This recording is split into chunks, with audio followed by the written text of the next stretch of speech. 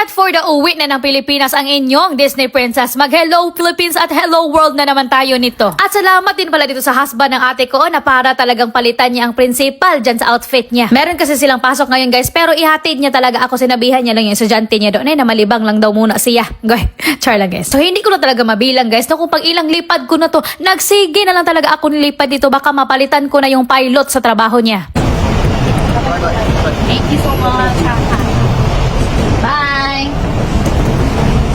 So dito na naman tayo sa lugar na kung saan ang mga tao kayo nagadali guys, no? Maya-maya na lang kayo may makita ka na lang dyan na nagtakbo-takbo, nagdagan-dagan na kayo maiwanan na ng eroplano. Kaya siguraduhin malibang na lang talaga muna sa bahay guys. Para hindi atakihin ang kalibangon dito sa airport. Ang isang rason kung bakit maiwanan ng eroplano. So nag-withdraw na lang din pala muna ako dito ng pera guys. So pero nagtuo talaga ako na touchscreen ito. Sas kaya ang pindutanan pala kaya nasa gilid. Agoy, kaya nagsinulok man ang Disney Princess. Pero believe talaga ako nang uwi up dito kay Kuya. No, kaya para nakita ko talaga yung isopago sa pagnganga niya. So finally uuwi na naman tayo ng Pinas, no? Diyan kasi ako magsa-celebrate ng Christmas, guys, at New Year. At bukod din talaga dyan, may trabaho akong gagawin dyan sa Manila. Kaya abrupt talaga itong pag-uwi ko ngayon. And I'm so excited din talaga na sabihin sa inyo kung ano yung pinagkakabisihan ko lately, lalong lalo na sa aking mga mahal na supporters dyan. I love you all, guys. So pasakay na nga dito ang Disney Princess nyo ng eroplano, guys, no? At mabuti na lang talaga na medyo maganda ang weather ngayon kasi hindi magiging mauyog ang ating biyahe. Karang mauyog siya ba? So para sa mga Tagalog, no, hindi siya masyadong manginig. Yung manginig-nginig ka dahil sa turbulence. Agoy, basta kung naintindihan mo na yun na yun. At para din pala sa mga nagtatanong no, kung anong brand yung aking headset, it's a Ugreen headset guys. It's from Hong Kong. Noise reduction headset ito siya. Sobrang ganda ng quality at hindi madaling malobat. At meron din pala akong black nito guys, no, pero ang ginamit ko muna ngayon ay white kasi pasok siya sa aking outfit. And finally, nakaabot na rin talaga kami ng Pilipinas guys. Safe and sound ang aming travel. Thank you so much Lord. At ayan na nga, nag-struggle na nga ang Disney Princess sa pagkuha ng kanyang luggage pero laban pa rin. At napatunayan ko nga nandito na talaga ako sa Pilipinas guys, no, kaya ang signal nag-bye hello